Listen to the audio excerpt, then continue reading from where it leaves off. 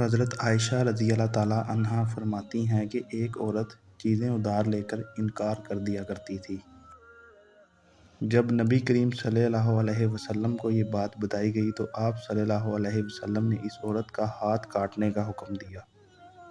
اس کے بعد اس عورت کے گھر والے سیدنا اسامہ رضی اللہ تعالیٰ عنہ کے پاس آئے اور نبی کریم صلی اللہ علیہ وسلم سے معافی کی بات کی، تو سیدنا اسامہ رضی اللہ تعالیٰ عنہ نے نبی کریم صلی اللہ علیہ وسلم سے بات کی۔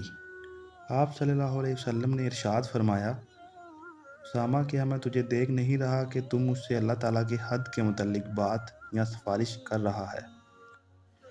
آپ صلی اللہ علیہ وسلم نے فرمایا، تم سے پہلے لوگ اسی وجہ سے ہلاک ہوئے کہ جب ان میں سے بڑے خاندان کا کوئی آدمی چوری کرتا تو اسے چھوڑ دیتے، اور جب کوئی کمزور آدمی چوری کرتا تو اس کے ہاتھ کاٹ دیتے۔ اس ذات کی قسم جس کے ہاتھ میں میری جان ہے، اگر چوری کرنے والی فاطمہ بنت محمد ہوتی تو میں اس کے بھی ہاتھ کاٹ دیتا۔